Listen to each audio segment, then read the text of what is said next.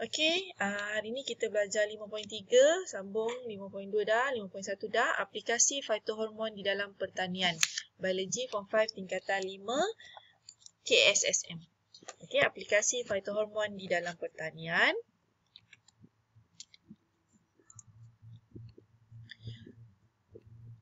Okay, phytohormon merupakan bahan kimia yang banyak membantu dalam perkembangan bunga, buah, batang dan juga akar.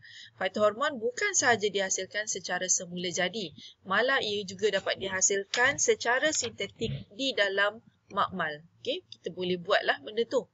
Tapi secara menjadinya memang ada lah dekat pokok-pokok. Okey, menggalakkan oksin yang pertama adalah phytohormon yang pertama. Aplikasinya menggalakkan pertumbuhan tanaman, merangsang pengembangan akar iaitu untuk pembiakan asexual pada keratan batang tumbuhan berkayu bagi tanaman horticulture. Okay. Menghasilkan buah rumpai tanpa biji. Buah rumpai? Oh, salah. Bukan menghasilkan buah rumpai. Menghasilkan buah tanpa biji melalui kaedah partenokarpi. Dalam buku teks betul. Dalam slide saya ni salah sikit. Okey, ia juga digunakan sebagai racun rumpai. Rumpainya dah ke atas. Racun rumpai melambatkan pertunasan ubi kentang semasa penyimpanan ataupun pemasaran dan pembentukan tumbuhan yang rendah dan juga rimbun. Okey, sebab itulah kalau dekat rumah kita, okay, kita beli kentang dekat rumah kita, kentang tu cepat sangat dia bertunas. Okay?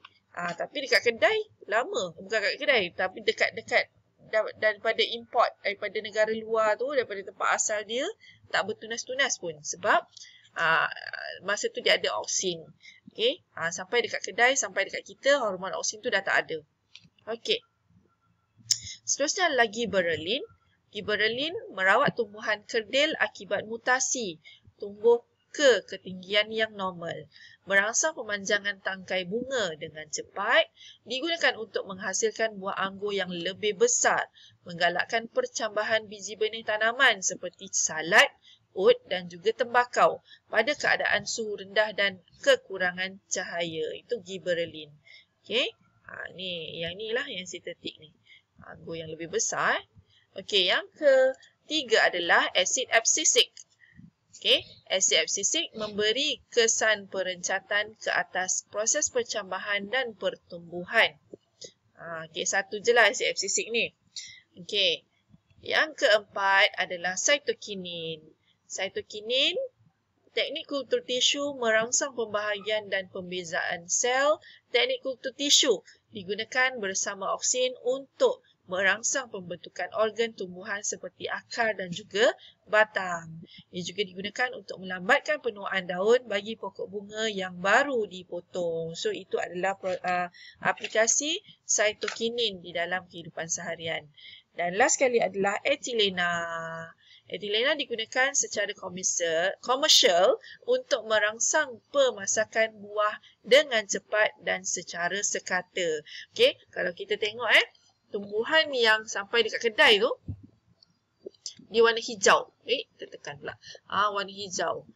Lepas tu dalam 2 hari dekat kedai dia dah boleh jadi kuning dah. Lepas tu dia terus sampai kat rumah kita je terus. Cepat sangat dia masak dan cepat sangat dia busuk. Okay. So, pernah tak kita terfikir daripada negara import kita import buah-buahan ni daripada negara China, negara luar, jauh-jauh tau. Okey, macam mana dia boleh tak rosak masa proses pengangkutan tu? Sebabkan ada hormon-hormon inilah, ada yang merencat, ada yang menggalakkan. Okey, contohnya kalau macam etilena dah sampai, mula-mula dia akan letakkan hormon untuk merencat. Jangan bagi masak sepanjang katalah perjalanan seminggu nak sampai daripada negara dia sampai sini. Seminggu, 2 minggu. Okay. So, hormon perencat disembur kepada buah-buahan ini. Sampai kat sini, dia akan dedahkan pula kepada hormon untuk merangsang pemasakan. So, fungsi-fungsi hormon ni sangat-sangat penting dalam kehidupan seharian kita. Kalau tak, banyaklah kita punya buah-buahan yang dah busuk. Tak boleh nak jual. Busuk dah dekat kedai dah busuk. Dah dekat kilang dah busuk. Okay? So, itu adalah aplikasi fitohormon di dalam pertanian. Okay. Ada satu eksperimen yang awak boleh buat dekat rumah sebenarnya. Okay, kejap Okay, eksperimen ni saya nak awak buat dekat rumah. Macam mana awak buat eksperimen yang pertama hari tu, iaitu pertumbuhan apa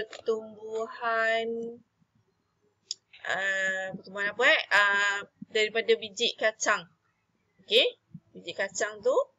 Okey, daripada biji kacang tu awak buat dan dia akan tumbuh sehingga hari ke-7. Okey. So eksperimen yang kedua ni awak boleh buat dekat rumah. Senang je eksperimen ni. Dia memerlukan 2 biji tomato yang belum masak. Okey, ambil yang warna hijau lah. Ambil yang warna hijau. Pergi kat kedai cari tomato yang warna hijau yang belum masak. Okey. Dan juga sebiji pisang masak. Okey, dari mana kita dapat hormon etilena? Hormon etilena itu daripada buah yang dah masak. Sebab itulah kalau kita peram, kalau buah yang belum masak tu kan, kita peram dekat tempat yang panas sikit, dan kalau ada buah yang dah masak, dia akan mempercepatkan buah lain tu masak juga. Okey, kita tengok penyataan masalah. Penyataan masalah, apakah kesan hormon etilena terhadap buah tomato?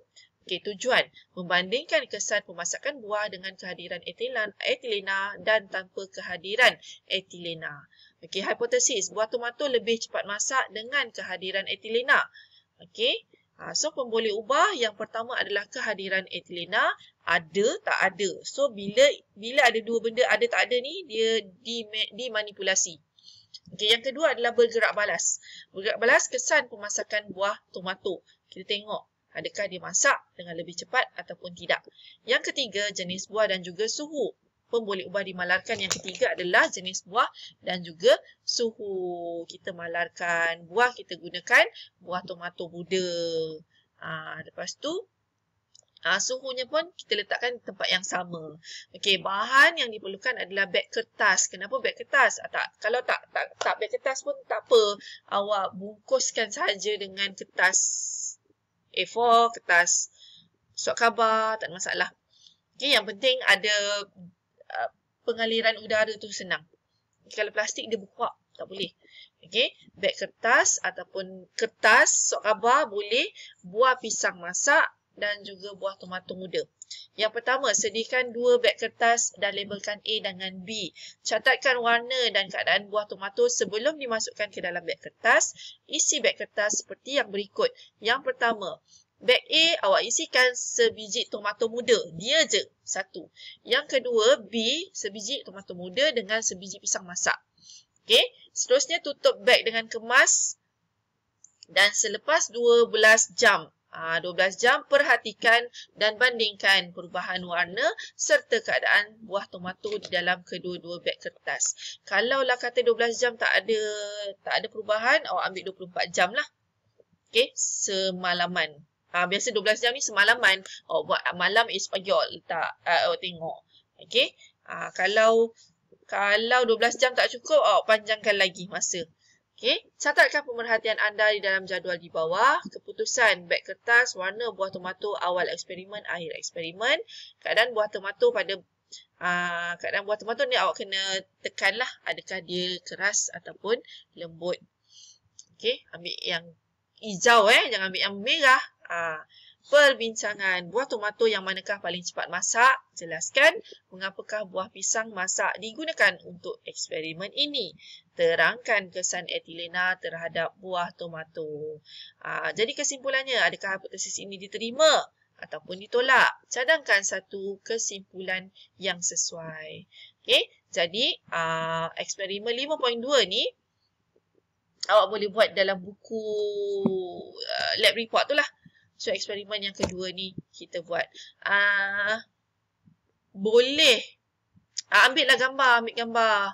Nanti bila-bila saya ngada-ngada saya nak suruh buat slide ke apa ke, lah korang 5 Jazar. 5 Jazar ada pengalaman buat slide kan, yang buat jualan jeruk kita buat masa tu. Kita buat penjerukan, siap-siap buat jualan bagai apa semua tu kan. Kan kena buat slide. Okay, so itu salah satu daripada PBD. So yang ni, eksperimen ni jangan lupa buat dekat rumah dan boleh tangkap gambar. Okay, so itu sahaja untuk hari ni. Macam biasa, bila kita dah habis satu subtopik, buatlah praktis formatif. Apa lagi? Okay, praktis formatif 5.1, praktis formatif 5.2 dan praktis formatif 5.3. Seterusnya, sebab kita dah habis tajuk 5, buatlah praktis formatif 5. Photostat soalan, saya tak ada masalah. Tak payahlah kau nak salin gambar-gambar tu, tak payah. Okay, photostat je. Tampal soalan, tulis jawapan. Okay, itu sahaja untuk video kali ni. Bab 5, settle. Okay, thank you class.